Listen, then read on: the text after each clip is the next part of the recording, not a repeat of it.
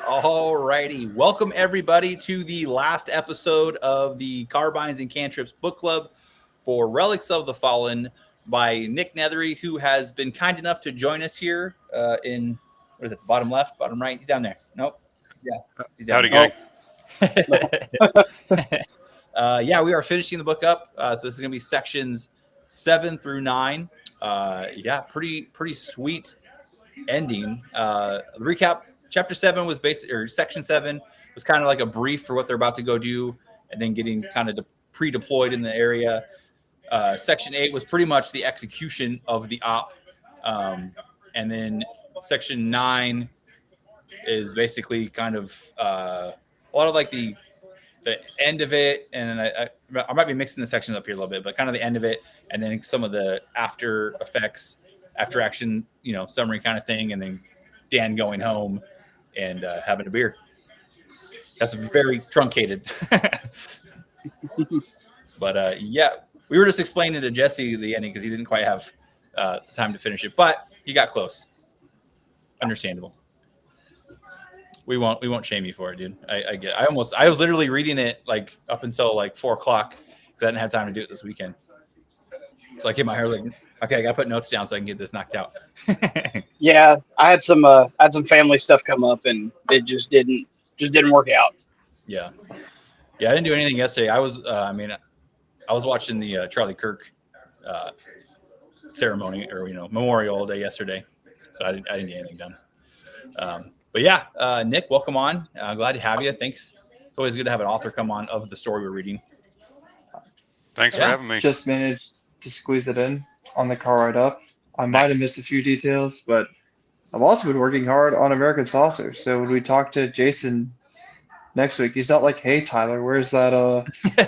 When are you gonna get that back to Lauren?" Oh yeah. News for the channel. So next Monday, we're not going to be starting a new book.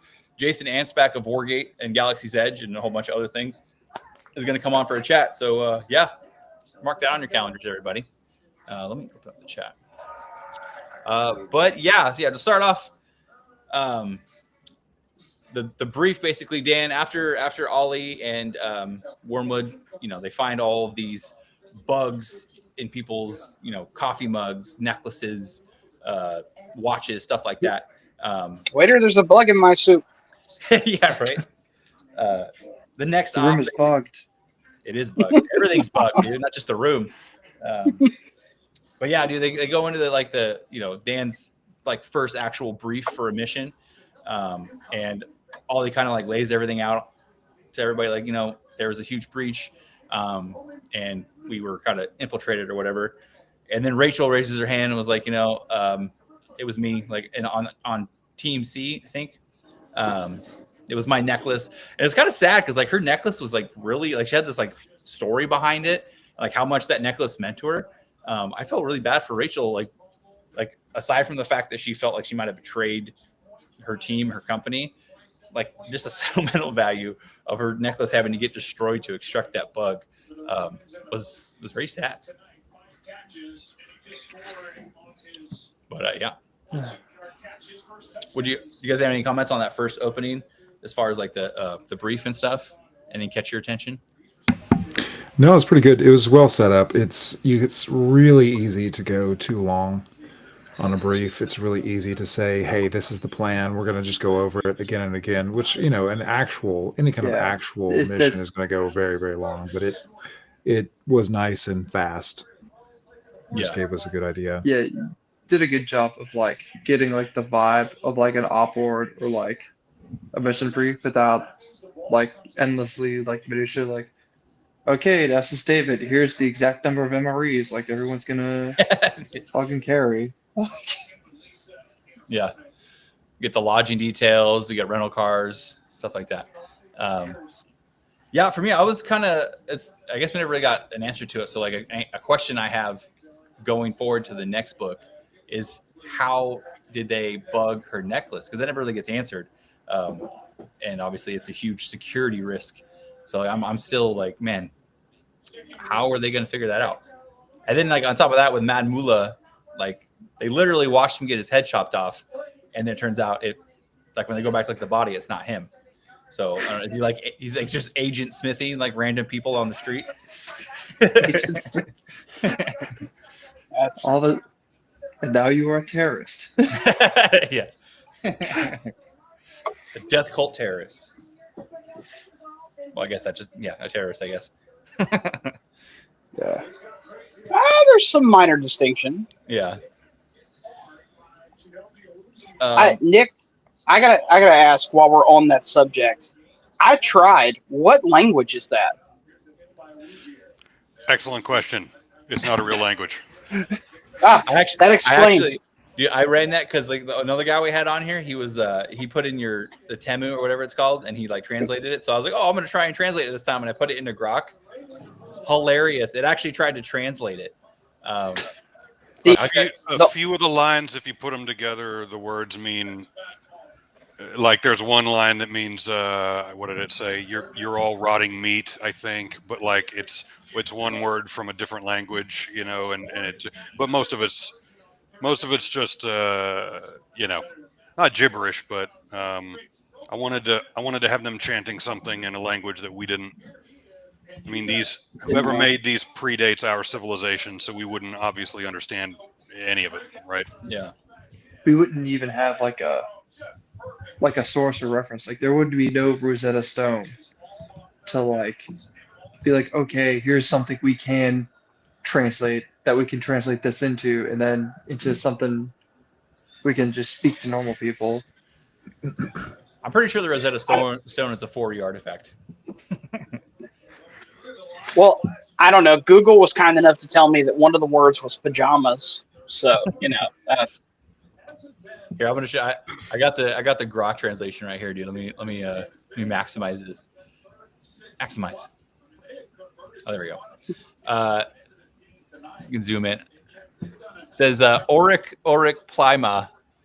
I'll just go to the translation. So it says, wake, pajamas, whisper ancient secrets. Your one bathroom, go and pray. Go and pray. If you all bathrooms and the 7, the little planet in every world. Rune fire, say the same with the mission. Young book, tides of time, whisper that. Rise, ethereal form, wake, pajamas, or whisper ancient secrets.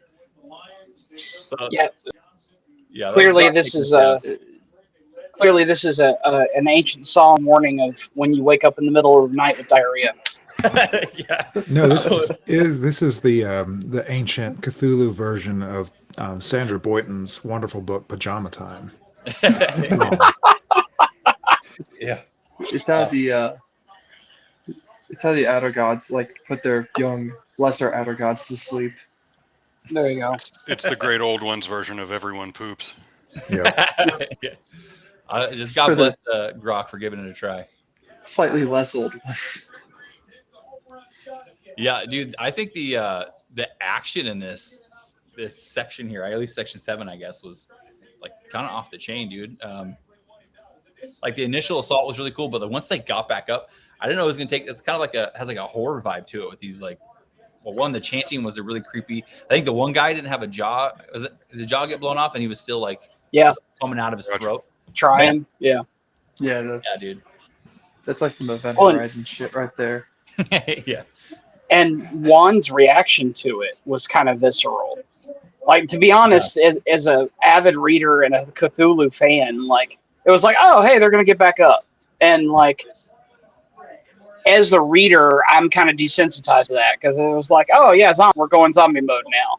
But then getting to the like Green Beret medic's reaction of like utter self-defense panic, what it really brings you back into the reality of it and like takes you out of that like kind of standoff separation.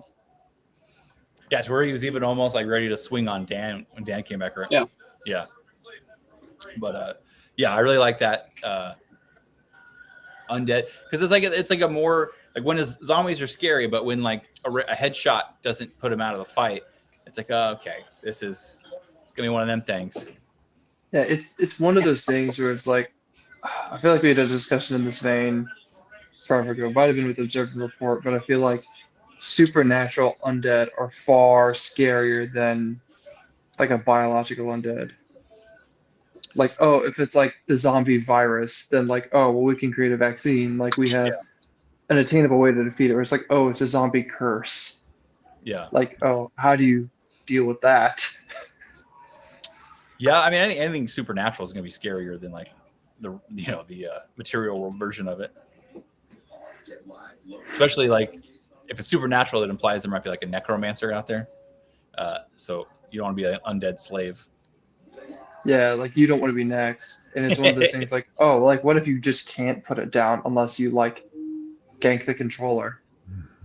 And like he might not even be there. He might be in another zip code. Like, I don't know. There's just layers with like a supernatural thing like that. Yeah. Always gank the mage first. Yes. Yeah. You got to take out the support staff. I also love the little detail in the infiltration of how excited he was to have his own bomb to take out the power, and his pout that he couldn't. His pout that he could instead just shut off the breaker. I love that he hit the deck when the things were powering down. Yes. Nick, I'm sure this is EOD or this way. I've never met a firefighter who wasn't a firebug. I'm sure EOD also there's some bomber aspect to all of you guys. Yeah, absolutely. Yeah, a lot of my guys actually got in trouble when they were younger for something, and it wasn't quite like they were given the option go to the army or go to jail. I don't think that happens anymore, but for sure we love the creative applications of high explosives in any situation we can do that, and when we don't get to, it's like we get we get frustrated. Makeshift napalm in the front yard kind of deal. Yep, some of my guys have a record of that. Yep. I mean, that's just good clean fun. Just disarming a bomb in the sandbox. You're like, oh, this is actually very cleverly put together. Game respects game. Yeah, there's a lot of that in the job. I also liked it, like him not blowing it, like having to actually use this. Well, one, the fact that he forgot to press the release switch or whatever, that was awesome. But like it came back. It's a good thing he didn't use the bomb because the AC downstairs got turned off, and then with all those dead bodies that they just created in the storage room, they're like, oh, we got to get the AC back on. So good thing he didn't blow it. I like that little detail. Yeah, if you want to go to, take some time and go to YouTube and look at videos of real voltage interrupters disconnecting. It's like the loudest thing ever. Yeah. If anybody's actually worked in an electrical like switching station, it's loud when they disconnect. Yeah, I have not heard that, but I guess that makes sense why he would drop down like he's about to get hit with something. It's legitimately scary, and you can even especially in the big industrial breakers, you can feel almost it's almost staticky when they throw. Yeah. So yeah, I mean I don't blame him if he's never done it before. I don't blame him hitting the deck either.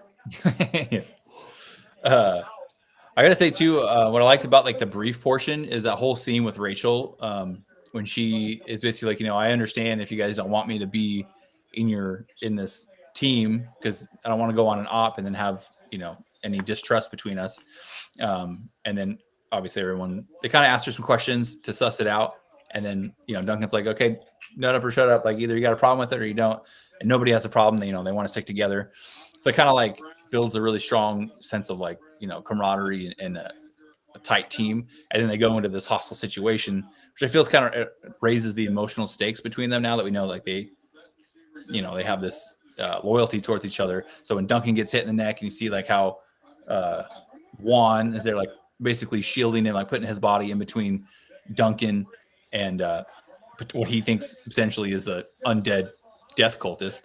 I think it just raises the emotional stakes and makes me care about the characters more. Although I got nervous.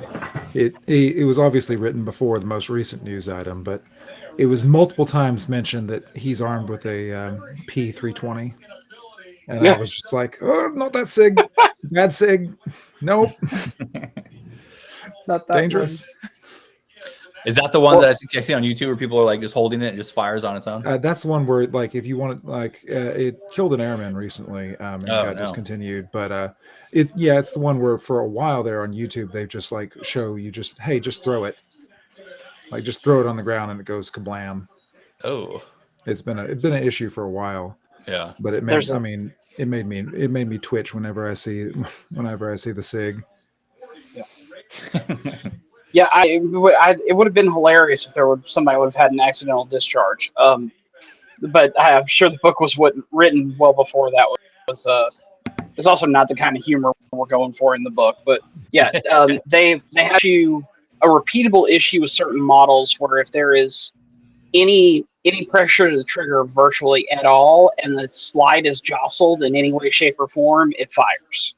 So like, there's certain holsters that flex, or you can, if you're not careful, especially appendix, you can get like your shirt caught in the holster just a little bit, or anything like that.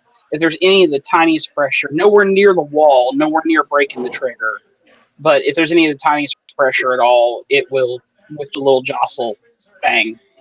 So that was the big one lately. Yeah.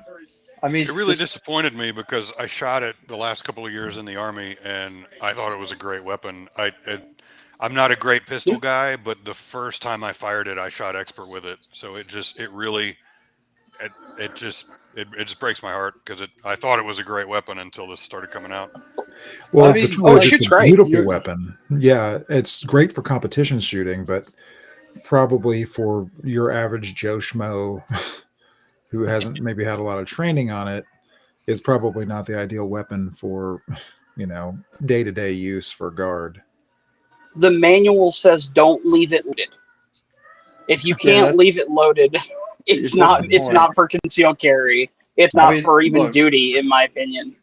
We're already following an EOD guy. Like, he's already dealing with things that might explode randomly at any second. What's one more thing? What's one more?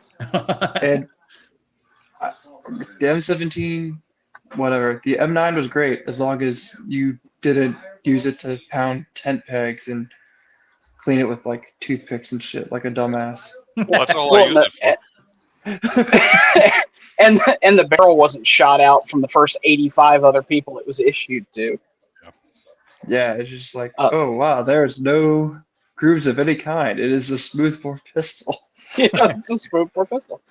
While we were talking about the weaponry and being weapon nerds for a moment, I have to commend Dan on his choice of rifle. Well done, sir.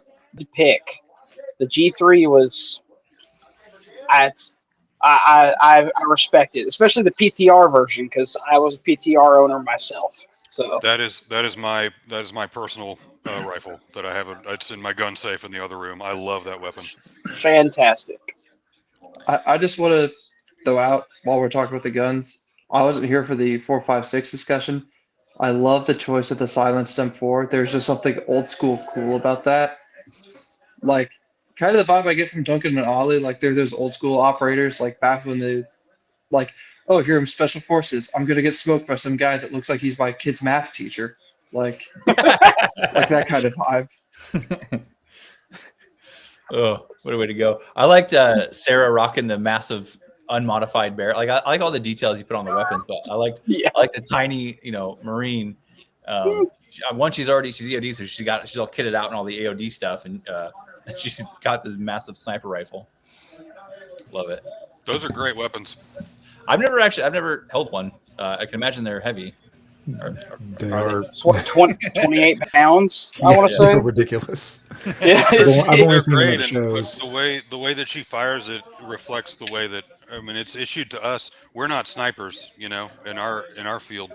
For us, it's an anti-ordnance weapon, or it's a tool, really. Like, so we use it against ordnance. But so we don't have any bells and whistles. We have a really nice Leopold scope that it's issued with, but it's really just the bare bones weapon, and it's such a well-made weapon, and that scope that it's issued with is so good. The first few times I fired it at 800 meters, I was putting, like, we took electrical tape and cut like 1-inch squares and we made a little 4x4 target on the 400 or on the 800 meter range. I was hitting that little black square within 3 or 4 rounds. It was just such a good weapon, and the scope was so good. Yeah, I used to work for Loophole because they're just down the road from me, the factory, and I built scopes, but I didn't do the.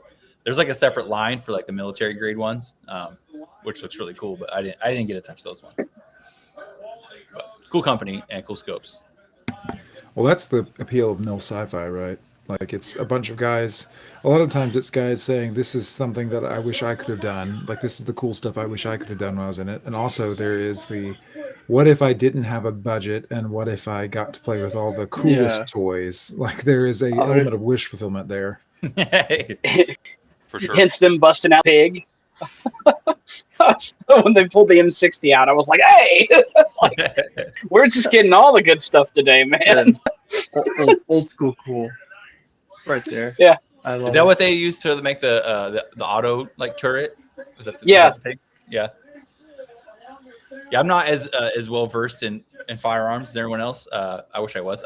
I try. I watched some Coleon Noir and Hickok 45 on YouTube to try and expand my knowledge base. Yeah, they're still using the M60 a little bit. It's got it's like a augmentation 4 or 5, something like that, and it still sees a little bit of limited application, which is cool because that's like almost a Vietnam era. No, it is a Vietnam era gun. Yeah. It was replaced by the 240 in, I want to say, the late 70s, early 80s. Yeah, I hope that because now it seems like Dan has a fallen knife. So I don't know, like, are we able to augment our own weapons with fallen spirits? I don't know. Yeah, my gamer side flagged on that. I was like, of course, that's the best loot you always get. The best loot drop is the sentient weapon. Like the sentient magic, it's probably +5. I don't know its alignment, but it definitely was a sentient weapon drop that he got. And it has its own ego score, so there might be some fights with it, but that's always the coolest weapon that every player wants. The only sentient weapon I ever had to deal with in 3.5 was I don't know who else played the Eberron adventure where you're chasing the vampire spy guy and he's got the sentient sword. That thing. Because I remember I wasn't the player who did this, but one of our fighter managed to out-grapple him and take his sword, and then the sword tried to possess him, so he threw it away. He was like, fuck this. Day I'd have been able to quote the name of that blade. I love Eberron. That's now it's bothering me. But I was going to say with the gamer thing, we have a real life raid boss that you can farm. Matt Mullet just keeps coming back, or Magic Mullet just keeps coming back. Point. That's a great point.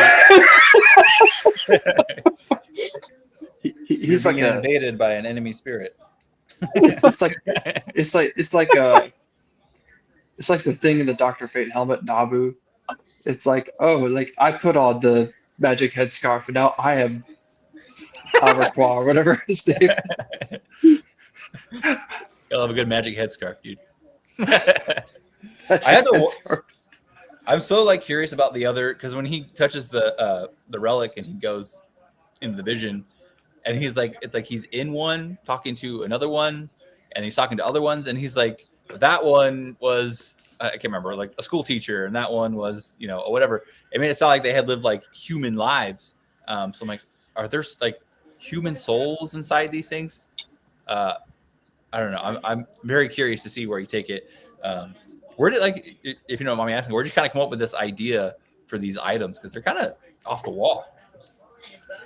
I'm a giant fan of Neil Asher, and he's a giant portion of his writing has to do with AIs. That some of them are in small constructs and some of them are in massive warships. But I was also thinking about is it Zelazny's the Chronicles of Amber? I think the main character has a sentient. Is it like a glaive or a blade or something? And then speaking of gaming, Ben, like you said, like in Borderlands, like the highest level guns, some of them are sentient, like they'll talk to you or they'll insult you if you miss a shot. I thought about if there were really self-aware weapons, ordnance and they were drifting in space, or they were maybe lying under soil for millennia, and they could communicate with each other, what would that look like? And the thought came to me pretty early in that process. Well, of course, they would sing war hymns to each other, or they would quote whatever their version of Rudyard Kipling is to each other, war poetry, and then what would they, again, if you're drifting for eons, but you still have a little bit of communication with headquarters, with back home, why not get your GED, why not get a PhD in whatever, like medieval lit or whatever their version of that is. You've got nothing to do for millennia while the battle's over, or some of these battles might take thousands of years to conclude. So that was actually one of the first ideas I had when I was thinking of this concept. Yeah, I'm very curious about the collectors, what that is all about. And then it seems like from this end vision that when they show up, or when these, there's a cloud of intelligent bombs surrounding the planet, it seemed to pretty, jack it up with nuclear fire or whatever it is. It sounds like the whole world's just covered in firestorms, maybe minus a few open spots. So I'm like, all these relics that are on Earth, is that what killed the dinosaurs? And then like a lot of it, maybe everything we're finding is just unexploded ordnance that got, I know you can't say it. I'm just brainstorming here. Oh no, he's writing all these down, I'm sure. If there's like a cerulean hypothesis dinosaur civilization that these are like leveraged against, I'm gonna lose my mind, because I think the idea of dinosaur civilization is cool. It's why I wrote about it in Homeworld. But yeah, it's where my thought went when he was doing the briefings, and I'm like, on every continent, even Antarctica, I was like, if Nick reveals that like these things were made by sentient dinosaurs, like I'm gonna punch the air, like just do a little dance. I'll do some sweet jump kicks. Well, and I'm never gonna forgive him, because I can forgive a lot, but killing the dinosaurs, unforgivable. Maybe they're still here and they just live in hollow earth way down, way down deep. Or maybe they went to a different planet. Yeah, maybe. Maybe they're the collectors. Nick's just looking at us like we're a bunch of idiots. It reminds me of that Rick and Morty episode where the dinosaurs show back up and they're like, "What have you done with this place?" Yeah. No, so like I got a hard time when I advertised my Homeworld series over TikTok, because instead of doing the concept stupidly like Rick and Morty did, I did it first. I did it in 2019, and it was like the dinosaur civilization had this huge global war.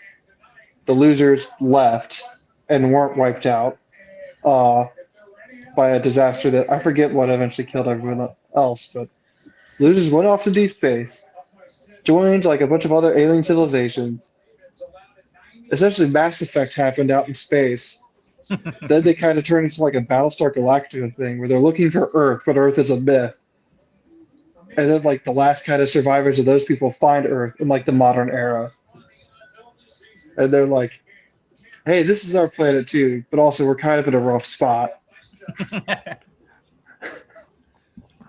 I think you just pitched a novel right there. No, that is a 9-book series that I wrote. That's just the backstory for A9, because I probably could have made it go longer, but I was not really doing series outlining. I was like guest and outlining. So things went off the rails fast. 9 books. That's a good run, dude. I have to wonder with like all the different style. Oh, go ahead, bud. No, go ahead. As they have to wonder with like all the different like classes of the relics. I'm very curious if there's like different factions of collectors. Yeah, that's Like maybe they ward over Earth, and then everyone's like, yeah, F it, let's just go find a new battle space. Left all the debris behind. Also, Or what did Civilization C? I don't know if I missed what that was in my reading, but I'm pretty sure in the brief he goes A B D, and I'm like, what's C? I didn't even catch we that. don't talk. We don't talk about C. We don't talk about We're gonna talk about Civilization C. Yeah. Well, Say he no like more. also Wink, wink. yes, he also covered like all like the land. I mean, my guess is Civ C is like on the moon or something. Because like the rest of the civilizations pretty much cover Earth, but I'm like, I don't know. Well, there's ones in orbit too, right? Like they identify some that are just floating in outer space. So Yeah. I don't. Maybe instead of it being like any kind of alien war or anything like that, maybe it's just their equivalent of like flushing the airplane toilet when they're flying by. It's like, yeah, man, we're done with that thing. Just kick it out somewhere. Yeah, that's where I was going with the roadside picnic I was talking about a couple weeks ago, because the point of hypertech and ancient advanced aliens is you don't know. It's dangerous just because it's so advanced, it's so massive, you have no idea what it's for. You can easily, a crashed jet in a Stone Age civilization is a huge number of dangers. If there's anything out there. So it can be a huge number of dangers, even if they weren't on purpose. Although obviously the bomb was on purpose. But maybe some of the other stuff is just, oops, like this is a drive core. Oh, well, It's you a hit the remote to wrong open button my and it door. went, exactly. I was really jazzed when you brought up Roadside Picnic last week, or maybe it was the week before. But We saw it in the chat. I adore that book. It's fantastic, Oh, and it's such a good book. I played the heck out of the Stalker video games too, which is of course heavily influenced by Roadside Picnic. But I like the concept of. I mean, they say it a little bit in Expanse, the book series. If a bunch of monkeys found a functioning microwave, what would they think it is? What would they do with it? I mean, of course, some of them would think it was a weapon. Some of them would. I mean, they would use it for different things. So, I mean, it's just that was kind of my thinking in part was what you bring to it, what you think it is, and so some people use it as a weapon. Some people use it for different things, and so I'm jazzed that you picked up on that big influence. Highly recommend Roadside Picnic, by the way, for anyone who hasn't checked it out. Yeah, I have to add that to the list. It is a good. It was originally a Russian, but the translation is fantastic as well. So, Somebody watching football? Yeah, I have the Lions and Ravens game on. Nice.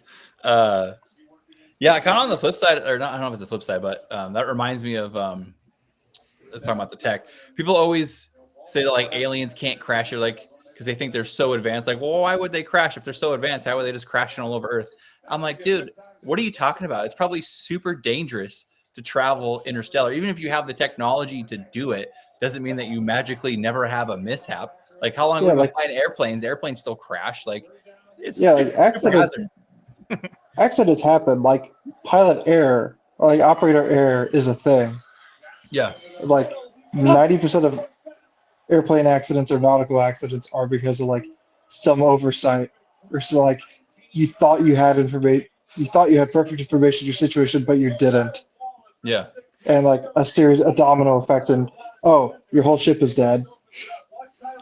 Yeah, I think they're also assuming that like these aliens that are doing these trips it's like the equivalent of us like driving to like the gas station. Like maybe they're pioneers. Maybe this is them going out across America on the Oregon Trail. I mean, this is the first time anyone's ever tried it, and then like had a horrible accident.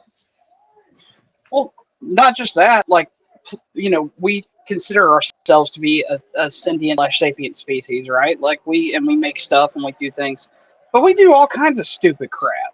So you can't tell me that even highly advanced aliens aren't going to get like, hey man, Gerberglack got smashed on a burger bar, and now he's like driving crazy all over the place, and he wrecked into the mud ball. I mean, it happens. Like people, It's like he was behind the wheel, and his girlfriend started hitting him in the head because she was, he was cheating on her. Like, you know what I mean? Like, who knows what nonsense occurs out in the darkness of space? And it's a frictionless environment virtually. So, you put a chip to 8 billion miles an hour, it's going to hit something eventually. Like, And if you spend like, not really a spoiler, but like it's mentioned in at least the current iteration of American Saucer. Like if you spend so much of your life in space and then suddenly you're in an atmosphere, you might be like consciously aware of what the dangers are in the atmosphere, like say lightning or a thunderstorm or like a volcano, but you won't have like, it won't be like real to you. Like, like intellectually, oh, lightning happens and that could be bad for my craft if it's hit by lightning. But you're like, we'll be good. We'll go down there. We don't need to shield anything. Oh, look, we died. yeah, it'll be fine. But did you die? Did you die? I love that you said volcanoes. Like, it'd be hilarious, like going through like a flight plan, and the pilot's like, "Okay, on our flight path, there are a couple volcanoes we're gonna have to watch out for." Have you seen? We're all Futurama fans. We've all seen. I mean, I haven't seen every episode, but yeah, I like Futurama. The one with Zach Brannigan and the Titanic thing. Like, this is a route to put some hair on your chest. Classic. Yeah, accidents happen. Humanity's first interstellar object, right? Like, the trivia. Are you talking about the Yeah, manhole? the manhole Yes. cover. The first interstellar object that we launched, the first thing that left our solar system, was a manhole cover, improperly secured from underground nuclear testing. That is, it went faster and farther than the Voyager probes than anything else. Oopsie doodle, we accidentally launched an interstellar radioactive thing. Congratulations, guys. That's our how do you do to the universe. Yes.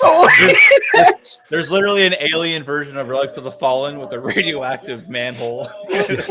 Artifact. No, they're just flying their spaceship, and the radioactive manhole cover just like smashes a gaping hole in it. They're just like, where the fuck did that come from? Exactly. I have to stop myself from working on that story all the time, where a bunch of alien spaceships show up to Earth, and they're like, "Which one of you idiots?" It's like have the manhole cover. They're like, "Whose is this?" Yeah. Modern day, like tomorrow, they show up because it's been flying through space for God knows, however many 75 years before it finally took out a spaceship. And they're like, "Dude, for real?" It's like, you left this line in the road. It turns out humanity's calling card is, "Hey, y'all, watch this." Hold my beer. Hold my beer. Oh man. Yeah, I'm also I'm curious about the some of the visions he had when he was in bomb mode. Like there was like that monk that like picked up a spear tip, and I'm like, is that like the spear of destiny? And then like the knights with the the chalice that made you like immortal or whatever, or made you tonic of youth. The Holy Grail. Holy Grail, yeah. So I'm like, are they all like relics? Are they like pieces of relics that humans morphed into whatever? Dude, so I don't know if I might just not know what the mythology is with a couple of the stories, like the one with the knight that had the sword that he hid, and then the emperor's son that had like the sword that created like wind gusts. Those both sound So really the knight with the sword that he hid is Excalibur. I want to say, I forget which knight. I want to say it's Sir Tristan, but I could be wrong. But King Arthur gave him Excalibur, said, throw this back to the lady in the lake as he was dying. I don't know about the wind gust thing. That sounds like some Dark Souls action. Yeah, a little bit. Good thing we got the guy that put the book together that might be able to tell us. I think so. Well, it occurred to me, too, that if these things have been around for long enough, then some of them have acquired the status of mythological artifact. Mm-hmm. They might be incorporated into some cults or religions around the world. So a lot of the stories are folklore, mystical, magical things from this or that culture or this or that faith tradition. Maybe not all of them, but maybe some of them are these artifacts, Yeah. any of them bell-shaped? Not yet. Not yet. I mean, have you guys heard of a Diglocka? Of the what? The bell. Bless you. It was supposedly this Nazi experiment in the Second World War, where modern people believe they're trying to create like either a nuclear reactor or nuclear power, but people didn't understand at the time. The folklore legend is it's this bell that they poured a substance called red mercury in, and it would flash a bunch of red lights, and people and plants that were in the chamber with this thing would just melt into like gray goo and die. So I'm like, oh, just like a random object that just kills you when you turn it on. Yeah, that sounds like something from Nick's book. When I saw like the memory start off with knights, I was thinking like Templars, and I thought it was gonna be like Ark of the Covenant. But yeah, I could see the Ark of the Covenant definitely being a relic, dude. Another thing that just you turn it on and it kills you. Yeah. Gives you leprosy. You didn't look at the ground. We joked about new ideas. Nick, are you in the middle of writing the next one now, or where are you on the next one? It does say book 1. Yeah, that's a great question. So I am about 10,000 words away from completing a fantasy novel, and as soon as I'm done with that, I'm starting on book 2 of Wormwood. Is it? Hell yeah! Excellent. Is the fantasy novel going to be through Rack Press as well? Or? Yeah, that's the plan. Sweet. Now, is this one? Is it going to be like? Is it going to have like a modern twist to it, like kind of like Wargate does, like Rangers in a fantasy setting, or is it just straight up like fantasy? No, it's military in nature. It's separate universe from Wormwood, but it's I can tell you about it a little. The concept is the old tradition, sacred tradition in some cultures of the peace hostage, right? If a kingdom loses a war, they give, or not give, but one of their princes or princesses gets to visit the winning kingdom for an indefinite period of time, and they might be treated pretty well depending on the culture. They might be raised as one of the winning kingdom's nobles or royals, but the implicit understanding is the tacit agreement is if you start any business again, your son or daughter is her life or his life is forfeit. Yeah, and Theon Greyjoy. Exactly. Excellent. Yeah, excellent. And so this kingdom has, it's roughly 1630s level technology. Think like 30 Years' War Europe. And a soldier gets summoned to the king, and he's discovered a conspiracy among his own nobles. They want to off this little kid who's their peace hostage, so they can start the war up again. Once this child's out of the way, then they can, for various sacred reasons and traditional reasons, it's a lot easier for them to start the war up again. So he asks the soldier to take the kid, and she's not a nun yet. She's about to take her final vows, but she's been his babysitter to take them to basically a sacred neutral ground to save this kid's life. And so the entire book ends up being like basically one long chase sequence. So, but I'm about done with my first draft on that now. Heck yeah. You said it was like 1930s era kind of technology? 1630s. Oh, 1630s. Gotcha. Think cannons, pikemen, cavalry. Yeah. You still have pikemen and bows, but wheel locks are just getting where they're reliable enough that you can be like a marksman. Mm-hmm. Yeah, it's like very early industrial age, early modern. Yeah, the fantasy series that's probably most famous in that era is probably the Tower of Fools series, the Hussite trilogy. I don't know if you know. Andrzej Spaskowski, he's the one who did The Witcher. Mm-hmm. The Witcher is his most famous thing by far, but he also did a trilogy set in like an alternate history. That was late 1400s Europe. So similar kind of tech, like slightly behind, but very much that kind of technology, and had that kind of fantasy. And of course, I can also recommend, if you're talking about sentient weapons, G. Scott Huggins has the Cold and Mortal Spring series with Canon Publishing, and he has Sentient Guns, which are like sentient muskets Nice. that are part of the magic of it. It's a really good series, but I think those things are becoming a little more popular. I'm seeing more modern stuff than I used to, which I like. So I'm all for it. Yeah, I think I really not to talk about another book, but dude, Servants of War, like that era where it's like, World It's like War magical One. industrial revolution. Yeah, dude, I love that mix of like, it's not like straight up modern warfare, but yeah, that era with the magic and dude, I'm trying desperately to try and find more stories in that like specific kind of genre, but it's hard. If you haven't really dug into, especially enjoying things like Wargate or anything like that, but if you haven't dug into things that are set in this period that Nick's talking about, it's a really cool period. Like, even if you just do the basic real history of like Gustavus Adolphus and combined arms, Oh, Gustavus if you Adolphus enjoy, is crazy. yeah, Underrated military leader. if you do, if you should go look into anything that, or like Eric Flint's 1632 series is literally a town from West Virginia gets plucked out and slammed down in 1632 in the middle of the war. But it's a wild time in history because it's combined arms. It's all those things we talked about, like super basic firearms, cannon, cavalry, men, bowmen. Yeah, they're all in one army, and they're all being maneuvered at the same time, and it's a wild period in history. Heck yeah. Is your fantasy novel, Nick? Does it have like magic in it? I call it light magic.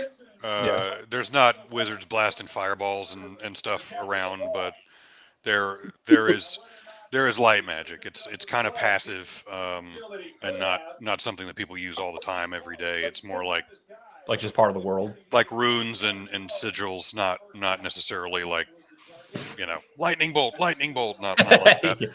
Yeah, it's not like D&Dified. Yeah. Right. I like that. What's it going to be called? Did you already say? Working title is The Peace Child. Peace Child.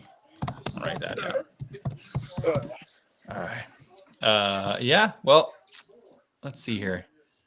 I don't know if I have any other questions for you.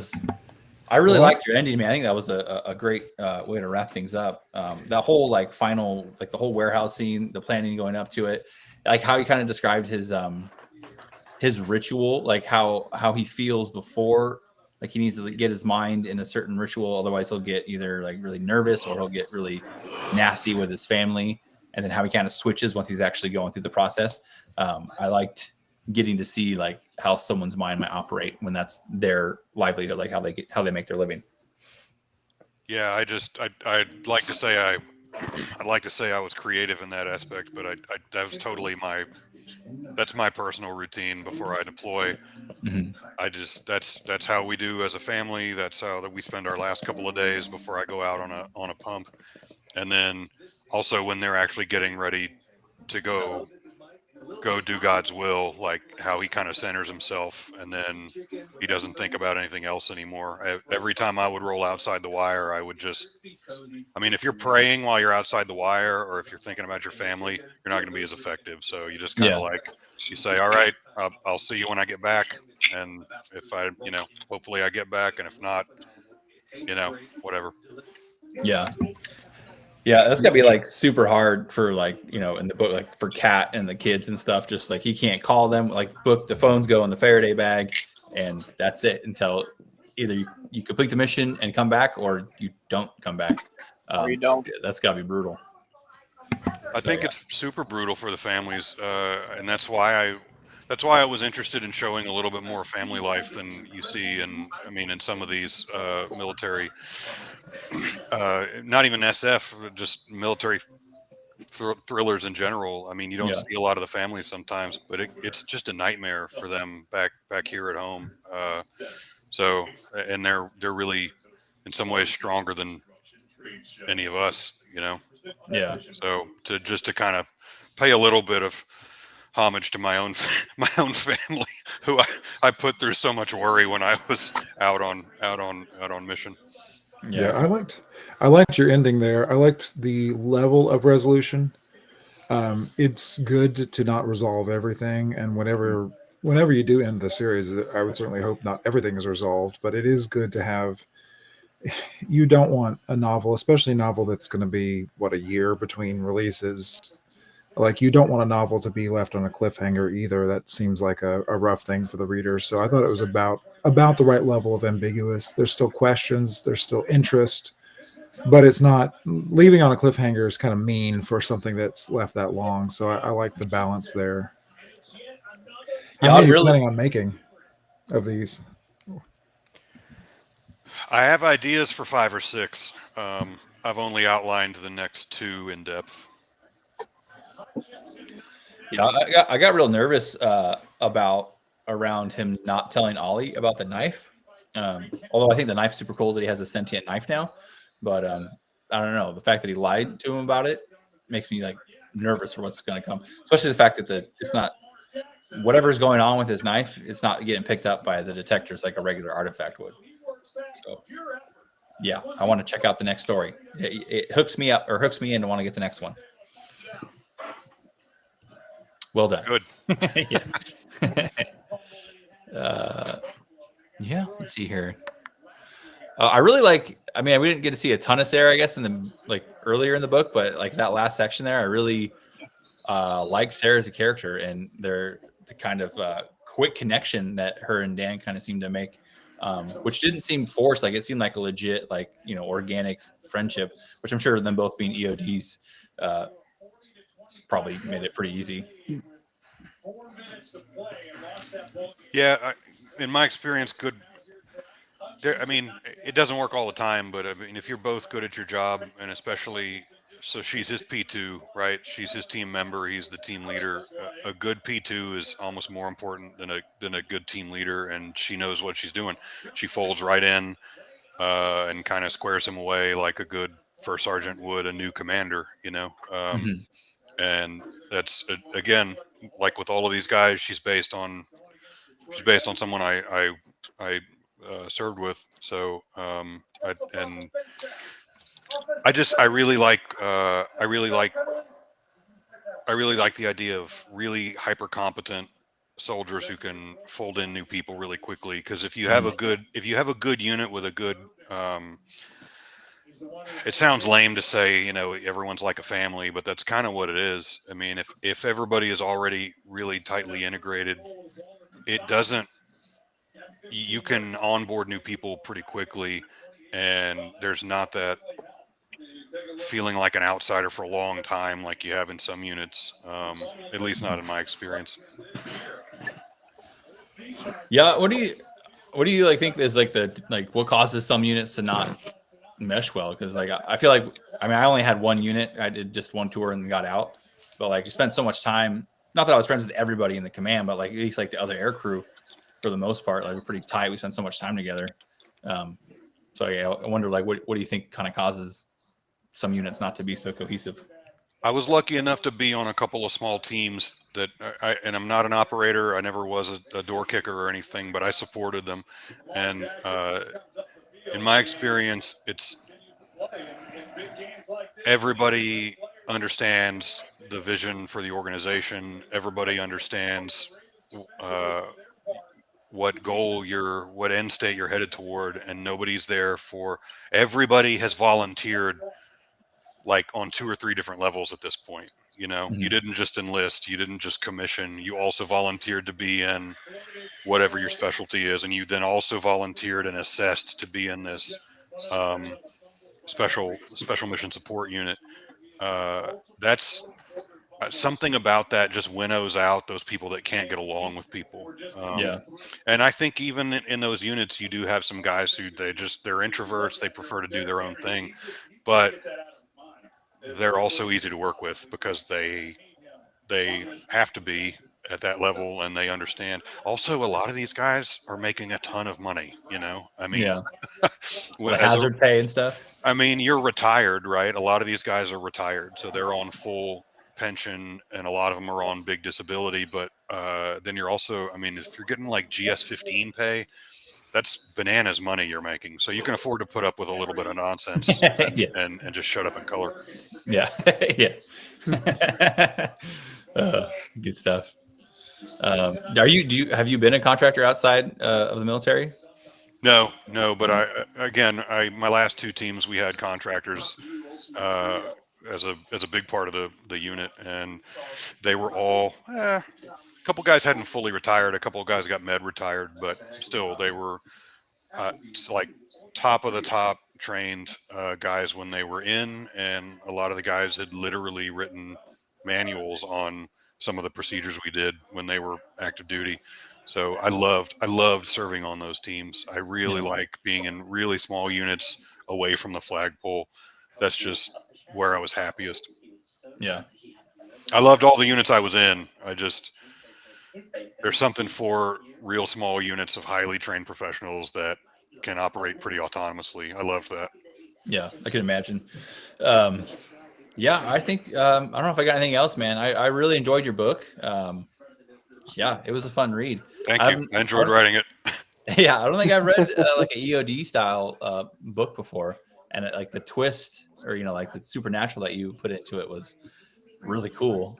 Some of the like side effects were very nightmarish, but like really creative. Like the spider one. Yeah, that was creepy. I like that you didn't explain really. At first, I was like, oh, I would have wanted to hear like that first guy we see who's in the cistern.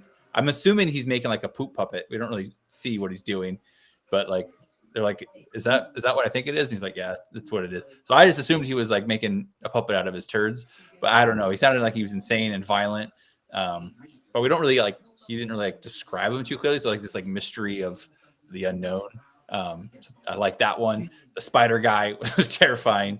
Yeah, I will say the guy with spiders growing out of his neck or whatever, that is far more terrifying than the running man, in my opinion. It's like that level of like what the fuck from like a monster or curse. Well, again, it goes to the idea of not all of these things can be weapons. They have to be meant for something else, and that's part of what 4E does. Silver Talon, that's part of their remit, is not just secure and safeguard. They're also, I mean, there's more nerds than there are operators in the organization. They're trying to figure out what the purpose of these things were and back engineer them just as much as they are dealing with the ones that are clearly weapons. Yeah. The way they back to Spider Guy, the way they talk about that one, they're like, oh well, they started learning and getting stronger, so we had to kill them. I assume that those spider things are the race that made that, and that is just their like dead man switch. Like, here's our way to rebuild our population if we're ever wiped out mysteriously. That's a good idea. No, it's good. So do you, I guess the last thing is, do you regret not calling the opposition force the 4E Mafia? No,